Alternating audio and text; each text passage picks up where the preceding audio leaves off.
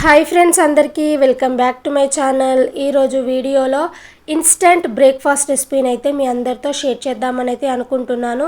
అదేంటి అనుకుంటున్నారా? బన్ దోశ అన్నమాట. టేస్ట్ అయితే నెక్స్ట్ లెవెల్. నేను కూడా ఫస్ట్ టైమే ట్రై చేశాను, బట్ ఇన్ని రోజులు ఈ టేస్ట్ని మిస్ అయ్యామా అని అనిపించింది అన్నమాట. అంత బాగుంది. మనం ఇడ్లీకి కానీ దోశకు కానీ నానపెట్టినప్పుడు ఇట్లా ఇంట్లో ఉన్న వాటితోనే సింపుల్గా బన్ దోశలు అయితే ప్రిపేర్ చేసుకోవచ్చండి. సింపుల్గా అయిపోతుంది, ప్లస్ టేస్ట్ కూడా చాలా బాగుందండి. మీరు కూడా ఖచ్చితంగా ట్రై చేస్తారని అనుకుంటున్నాను. ఫస్ట్ నేను ఏ విధంగా చేశానో ప్రాసెస్ అయితే చూసేయండి. ఇందులోకి కాంబినేషన్గా పల్లి చట్నీ కూడా చూపిద్దామని అనుకుంటున్నాము. వేరే లెవెల్ ఉంది పల్లి చట్నీ కూడా. ఫస్ట్ ఆఫ్ ఆల్ అయితే ప్రాసెస్ అయితే చూసేద్దాం. ఇక్కడ వచ్చేసి అయితే 1 కప్పు వరకు అయితే రవ్వనైతే తీసుకున్నాను. ఉప్మా రవ్వ, బొంబాయి రవ్వ, సూజీ రవ్వ అంటుంటారు కదా, సో ఆ రవ్వనైతే 1 కప్పు తీసుకున్నాను. అలాగే ఒకటి పెద్ద సైజు ఆలుగడ్డనైతే లైట్గా ఉడికించి అయితే ఒక గిన్నెలోకి అయితే తీసుకున్నాను. అలాగే చట్నీ కోసం అని చెప్పేసి అయితే 1/2 కప్పు వరకు పల్లీలు, అలాగే 1/2 కప్పు వరకు పుట్నాలు అన్నమాట. సో ఇందులోకే కొంచెం అంతా కరివేపాకు ఇట్లా రెడీగా పక్కన పెట్టేశాను. అలాగే ఒక 2 పచ్చిమిర్చి, 1 మీడియం సైజు ఆనియన్ అన్నమాట. ఇందులోనే కాస్త జీలకర్ర కూడా వేస్ట్ చేస్తే చాలా బాగుంటుంది. ముందుగా మనం మిక్సీ జార్ తీసుకొని అయితే 1 కప్పు రవ్వ ఉంది కదా, సో రవ్వనైతే మిక్సీ గిన్నెలోకి యాడ్ చేసుకొని మూత పెట్టుకొని అయితే ఎంత వీలైతే అంత పౌడర్ లాగా గ్రైండ్ చేసి అయితే తీసుకోవాలి. సో ఇట్లా గ్రైండ్ చేస్తే మనకి కరెక్ట్గా సరిపోతుందండి. ఇందులోనే ఉడికించి పెట్టాము కదా ముందే, సో ఆలుగడ్డను కూడా ముక్కలుగా కట్ చేసి అయితే ఇందులోకి యాడ్ చేశాను. మనం ఏ కప్పుతోనైతే సూజీ రవ్వ తీసుకున్నామో అదే కప్పుతోని 1 కప్పు వాటర్ అయితే సరిపోతుంది. 1 కప్పు సూజీ రవ్వ, 1 కప్పు వాటర్ యాడ్ చేస్తే మనకి బ్యాటర్ అనేది అయితే ఇట్లా వస్తుందన్నమాట. ఎక్కువగా వేయకండి వాటర్, కాబట్టి కొలతలతోనే చూపిస్తున్నాను, మీరు కూడా ట్రై చేస్తారని. సో ఇలా మిక్సీ పట్టాకనైతే ఒక బౌల్లోకి అయితే ఈ పిండిని మొత్తం ట్రాన్స్ఫర్ చేసుకుంటున్నాను. ఇందులోకి ఇప్పుడు 1 కప్పు వరకు జీలకర్రను అయితే యాడ్ చేస్తున్నాను. 1 మీడియం సైజ్ ఆనియన్ ఇట్లా చిన్న చిన్న పీసెస్ లాగా కట్ చేసి అయితే వేసాను. అలాగే మనం తినే కారానికి తగ్గట్టు పచ్చిమిర్చిని అయితే 2 వేసాను. అలాగే కరివేపాకు అనేది డైరెక్ట్గా వేయకుండా ఇట్లా చిన్నగా చాప్ చేస్తే ఫ్లేవర్ చాలా బాగుంటుంది. ఇవే కాదండి, మీ ఇంట్లో ఉన్నట్టయితే క్యారెట్ కూడా యాడ్ చేసుకోవచ్చు.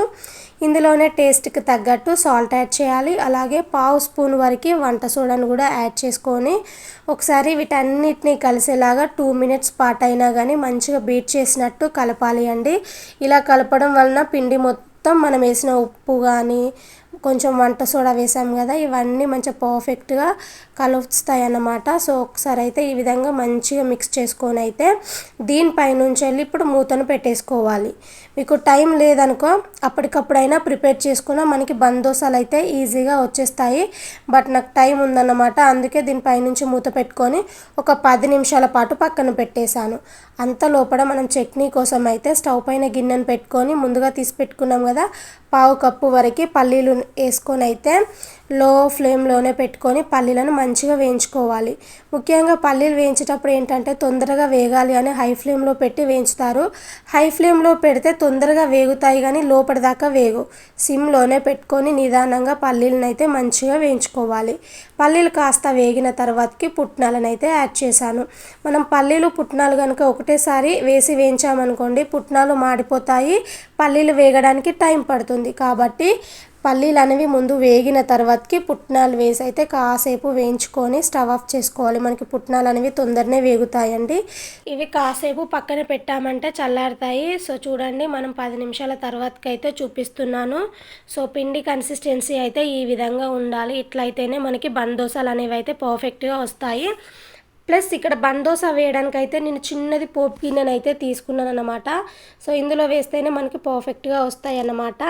ఫస్ట్ ఫ్లేమ్ అనేది సిమ్లోనే పెట్టేసుకొని కాస్త ఆయిల్ వేసుకోవాలి. ఆయిల్ వేసిన తర్వాతకి ఒకసారి ఇట్లా స్ప్రెడ్ చేయండి. ఇప్పుడు మనం కలిపి పెట్టుకున్న ఈ పిండి ఉంటుంది కదా, ఈ పిండిని అయితే యాడ్ చేయండి. నేను 1.5 గరిట వరకు అయితే యాడ్ చేశాను అన్నమాట. ఇప్పుడు దీనిపై నుంచి మూతను పెట్టుకొని ఒక 3 మినిట్స్ పాటైనా సిమ్లోనే పెట్టేయండి. 3 మినిట్స్ తర్వాతకి అయితే చూడండి ఒక సైడు మంచిగా కాలుతుంది. మనకి మరీ ఎక్కువగా టైం పట్టదు. ఒక 3 మినిట్స్ తర్వాతకి ఇంకొక సైడు టర్న్ చేసుకొని అయితే 2 సైడ్స్ ఇట్లనే కాల్చి అయితే తీసుకోవాలి. సిమ్లోనే కాలుస్తేనే మనకి లోపల దాకా మంచిగా ఈ బన్ దోస అనేది వేగుతుందన్నమాట. ఈ విధంగా 2 సైడ్స్ కాల్చిన తర్వాతకి ఒక ప్లేట్లోకి అయితే తీసేసుకోండి. నేను ఇంకొక బన్ దోసను కూడా ఏ విధంగా వేయాలో నేనైతే చూపిద్దాం అనుకుంటున్నాను. సో ఫస్ట్ పోపు గిన్నెలో కాస్త ఆయిల్ వేసిన తర్వాతకే పిండిని వేయాలండి. ఆయిల్ వేయకుండా పిండేసామంటే మనకి ఇట్లా టర్న్ చేసేటప్పుడు అంత ఈజీగా రాదన్నమాట. సో పిండిని వేసిన తర్వాతకి మూత పెట్టేసి ఒక 3 మినిట్స్ తర్వాతకి కాస్త ఇట్లా పొంగినట్టు అవుతుందన్నమాట. సో మెల్లగా నిదానంగా ఈ గరిటెతోని ఇంకొక సైడు టర్న్ చేసుకొని 2 సైడ్స్ కాస్త క్రిస్పీగా కాల్చి అయితే ప్లేట్లోకి తీసుకున్నామంటే టేస్టీ బన్ దోసలు అయితే రెడీ అయిపోయాయి కదా. సో మనం ప్రిపేర్ చేసి పెట్టుకున్న పిండిని మొత్తం ఇదే విధంగా బన్ దోస లెక్కనైతే ప్రిపేర్ చేసి అయితే పక్కన పెట్టేసుకోవాలి. ఇంతలోపు పల్లీలు పుట్నాలు చల్లారినాయి కాబట్టి మిక్సీ గిన్నెలోకి అయితే యాడ్ చేశాను. ఇందులోనే మనం తినే టేస్ట్కి తగ్గట్టు సాల్ట్ అనేది అయితే అడ్జస్ట్ చేసుకొని ఒకసారి మూత పెట్టుకొని అయితే ఫస్ట్ మిక్సీకి వేసుకోవాలి. ఇట్లా మెత్తగా గ్రైండ్ చేసుకున్న తర్వాతకి నేను ఇందులోకి 1.5 టీ గ్లాస్ వరకు అయితే వాటర్ యాడ్ చేశాను. మనకి ఎప్పుడైనా చట్నీ అనేది మరీ పల్చగా ఉండకూడదు, అలా అని తిక్కుగా ఉండకూడదు. కొంచెం మీడియం కన్సిస్టెన్సీలో ఉంటేనే చట్నీ తినేటప్పుడు బాగుంటుంది.